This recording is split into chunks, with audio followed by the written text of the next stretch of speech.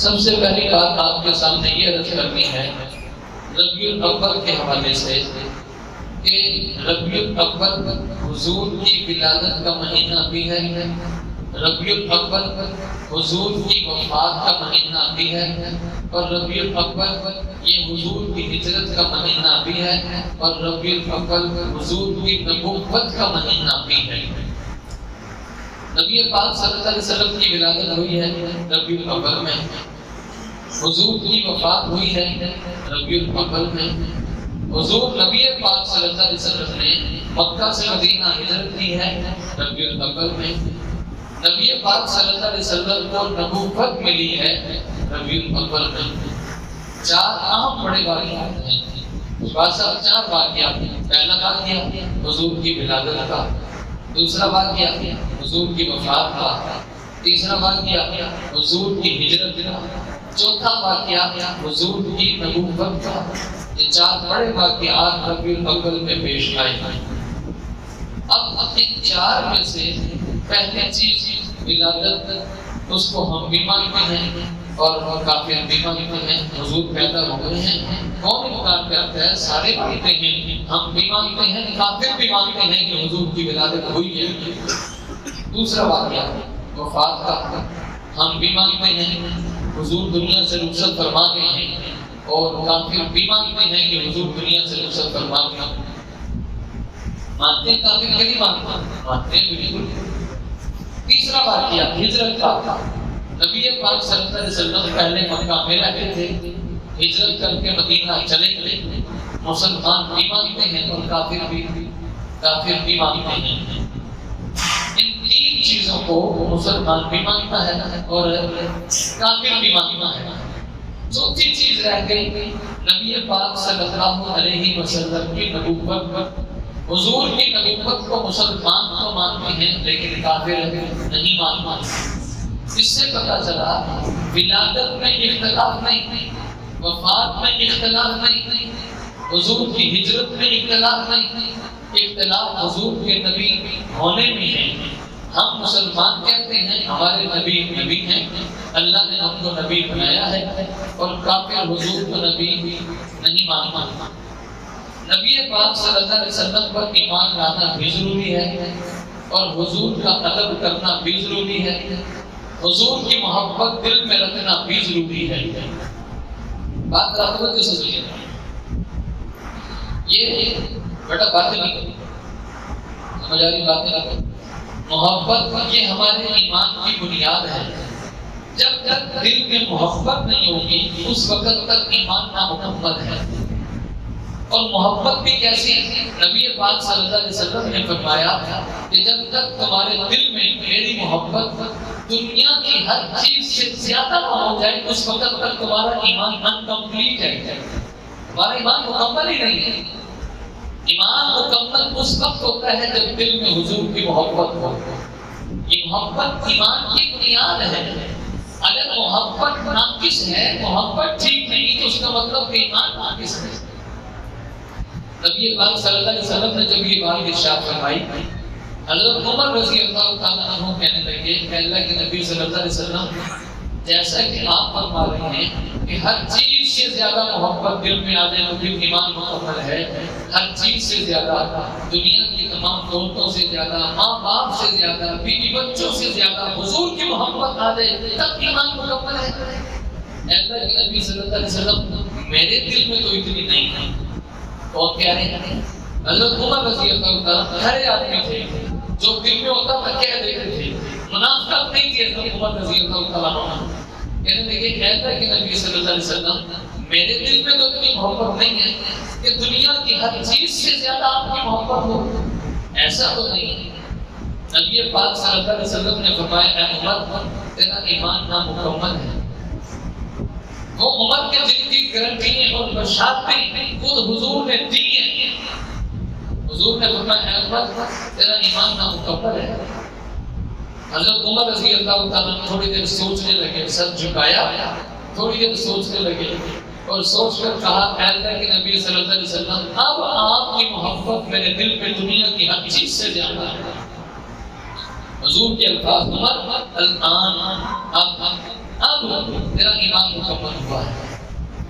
حضرت عمر رضی اللہ تعالیٰ عنہ نے سوچا کہ اگر حضور کے لیے جان دینی پڑے، دے سکتا ہوں کہ نہیں دے سکتا؟ فوراً جواب دیا دے سکتے ہیں۔ حضور کے لیے کسی چیز کو چھوڑنا پڑے، چھوڑ سکتے ہیں کہ نہیں چھوڑ سکتے؟ دل میں جواب دیا کہ چھوڑ سکتے ہیں۔ جب ان چیزوں کو سوچا حضرت عمر رضی اللہ تعالیٰ عنہ نے فوراً جواب دیا کہ میرے دل میں آپ کی محبت اب ہر چیز سے زیادہ ہے۔ اس لیے حضور کی محبت ہمارے ایمان کی بنیاد ہے، اور یہی محبت ہے جو کل قیامت کے دن حضور کے قرب کا ذریعہ بنے گا۔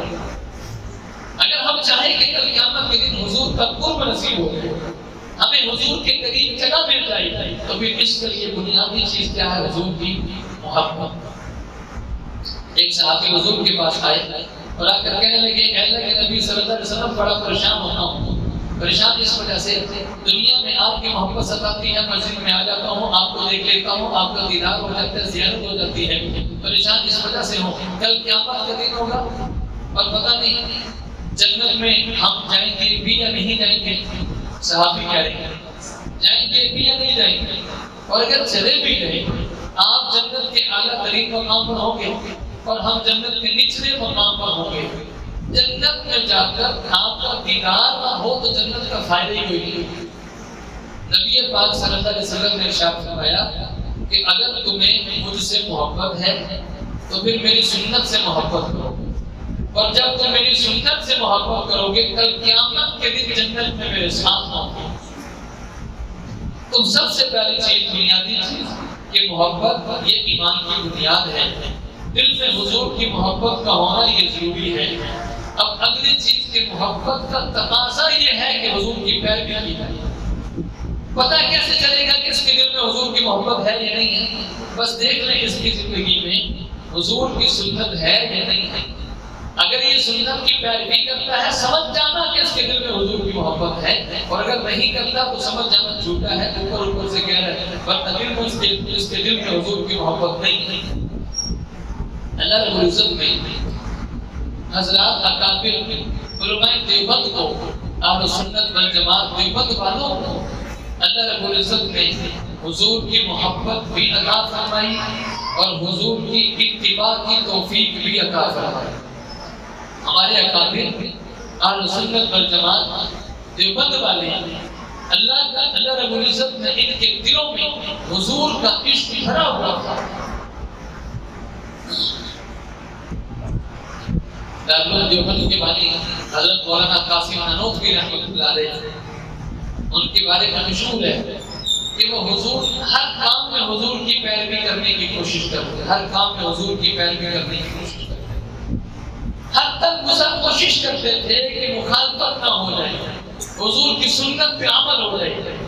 مشہور واقعہ ہم کا کہ انگریز نے ایک مرتبہ مولانا قاسم نانوتوی کو گرفتار کرنے کے آرڈر جاری کر دیا کہ ان کو گرفتار کیا جائے۔ گرفتاری کے وارنٹ جاری ہو گئے۔ مولانا قاسم نانوتوی رحمۃ اللہ علیہ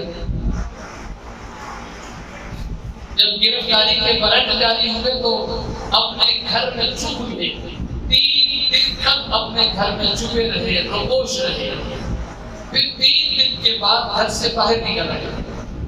حالانکہ گرفتاری کے وارنٹ ابھی واپس نہیں لیے، ابھی تلاش جاری ہے، پولیس تلاش کر رہی ہے۔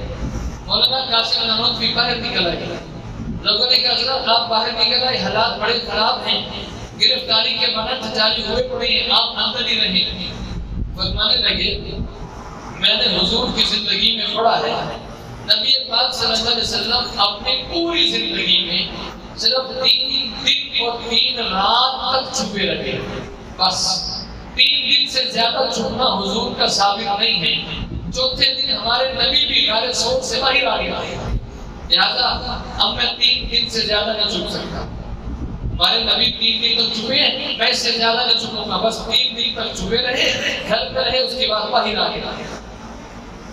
نبی پاک صلی اللہ علیہ وسلم کا حکم ہے کہ اگر آپ کے گھر میں کوئی بیوہ ہے تو اس کی شادی کروا دیں، گھر میں کوئی بیوہ ہے تو اس کی بیٹی ہے، بہن ہے، بیوہ ہو چکی ہے، گھر میں بیٹھی ہے، اس کی شادی کروا دیں، ابھی نکاح کروا دیں۔ یہ حضور کا حکم ہے، اور یہ حکم یہ لازمی طور پر نہیں کہ یہ لازمی کروانا ہے، اگر نہیں کروائیں گے تو گناہ ہوگا، ایسا نہیں ہے۔ کروانے تو اچھی بات ہے، نہ کروائیں تو گناہ نہیں، لیکن حضور کا حکم ہے۔ ایک مرتبہ مولانا قاسم نانوتوی رحمۃ اللہ علیہ سنت کے موضوع پر بیان فرما رہے تھے کہ حضور کی سنت ہے، یہ سنت ہے، یہ سنت ہے، ان سنتوں پر عمل کرنا چاہیے۔ بیان فرماتے ہوئے ایک بندہ درمیان میں کھڑا ہوا اور کہنے لگا حضرت ایک سوال ہے میرا۔ حضرت فوراً سمجھ گئے اس نے کیا سوال کیا۔ حضرت فوراً سمجھ گئے حضرت کے گھر میں ان کی بہن بیوہ تھی۔ حضرت نے اس آدمی کو جواب نہیں دیا، اسے کہ بیٹھو میں ذرا بھی گھر سے آ رہا ہوں، پھر آپ کے سوال کا جواب دوں گا۔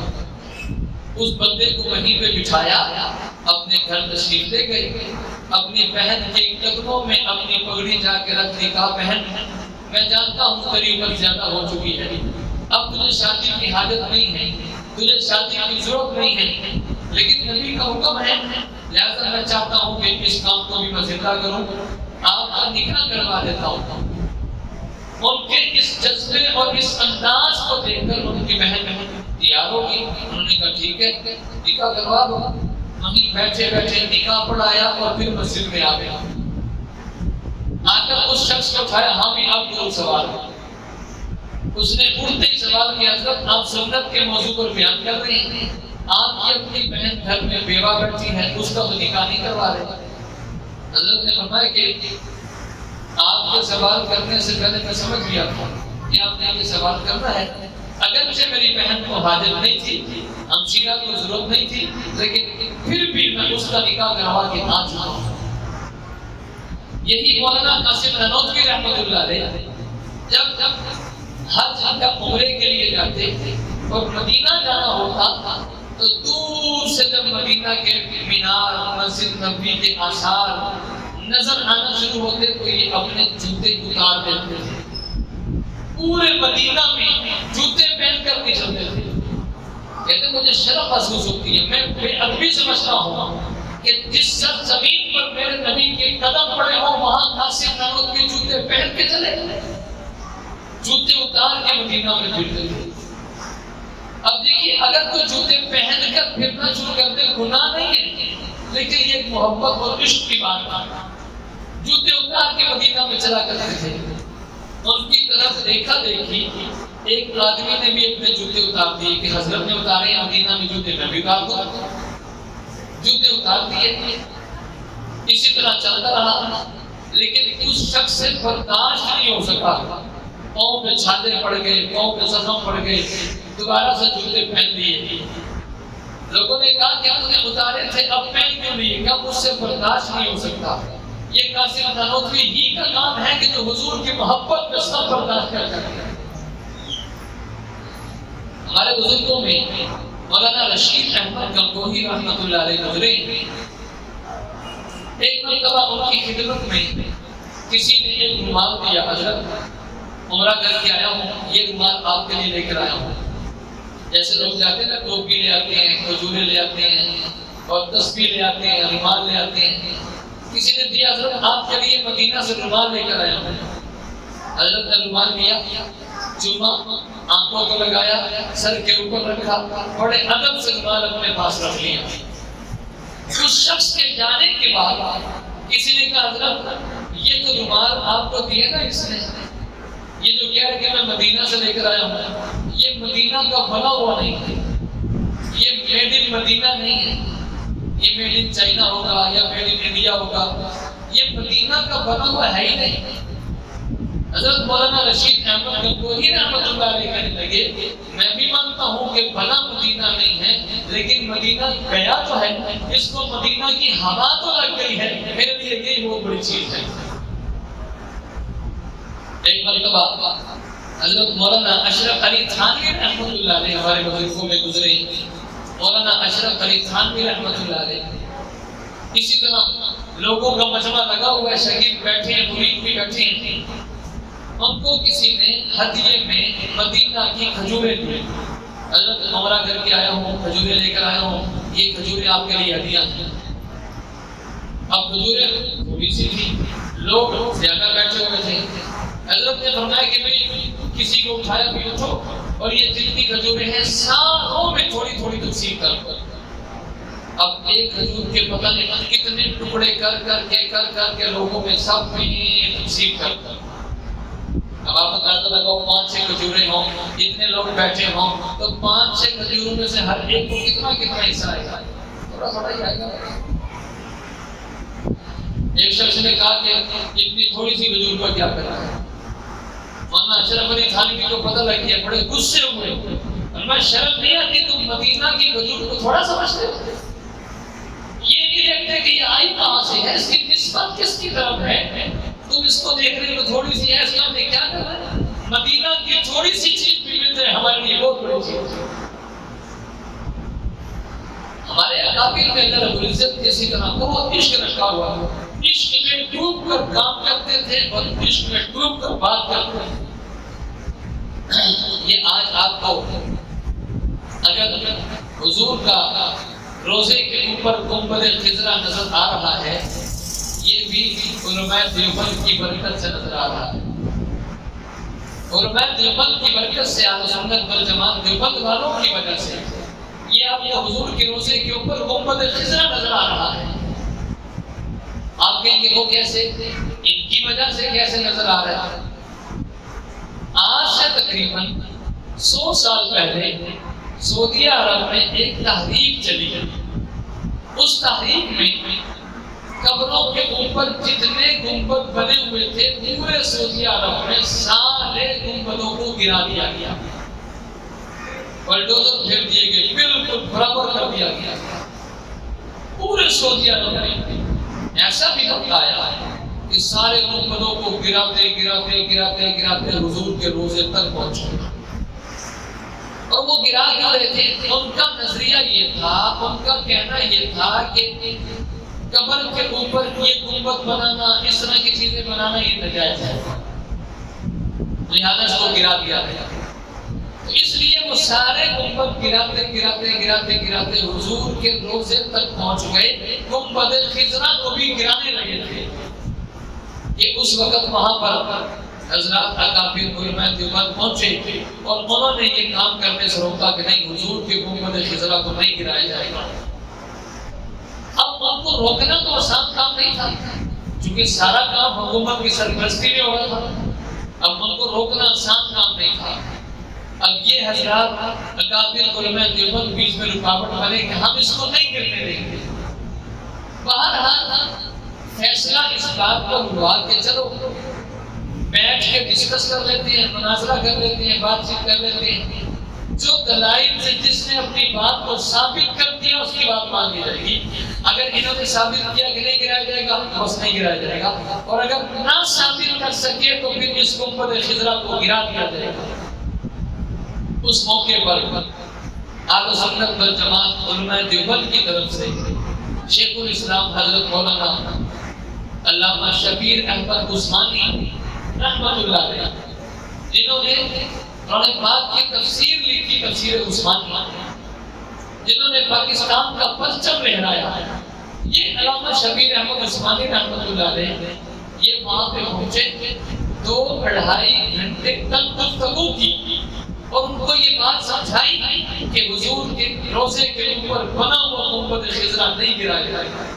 اب میں وہ تفسیر میں نہیں جاتا، ایک حدیث کو بنیاد بنایا، ایک حدیث کو بنیاد بنا کر تفصیل سے یہ بات سمجھائی کہ ٹھیک ہے تم نے سارے گنبد گرا دیے لیکن حضور کے روزے کے اوپر والا گنبد خضرا نہیں گرایا جائے گا.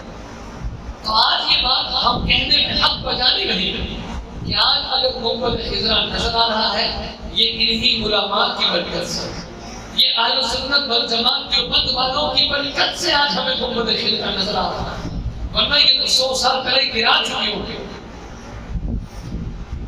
حضرت مولانا اشرف علی تھانوی رحمۃ اللہ علیہ ایک حدیث ہے، پہلے حدیث سناتا ہوں پھر آپ کو بات سمجھ میں آئے گی. نبی پاک صلی اللہ علیہ وسلم کے بارے میں حدیث ہے کہ جو حضور کے پسینے کی خوشبو ہے یہ وہی ہے جو آج ہمیں گلاب کے اندر آتی ہے، یہ حضور کے پسینے کی خوشبو ہے. اگرچہ یہ حدیث اتنی مستند نہیں ہے، یہ حدیث اپنے راویوں کے اعتبار سے اتنی مضبوط نہیں ہے. بعضوں نے کہا کہ یہ حدیث ضعیف ہے. مولانا اشرف علی تھانوی رحمۃ اللہ علیہ ان کے پاس جب یہ بات پہنچی انہوں نے فرمایا کہ اس بات کو چھوڑو کہ یہ حدیث ضعیف ہے یا صحیح ہے، لیکن ہم حضور کی محبت کی بات کرتے ہیں. ہم کبھی اس چیز کی بھی بے ادبی نہیں کریں گے. کیوں؟ اس لیے کہ اس میں حضور کے پسینے کی خوشبو آتی ہے. تو بس اللہ سے دعا ہے اللہ تعالیٰ ہمیں بھی ایسا عشق بھی عطا فرمائے، محبت بھی عطا فرمائے، اور اس کے ساتھ ساتھ حضور کی کامل اتباع کرنے کی توفیق عطا فرمائے.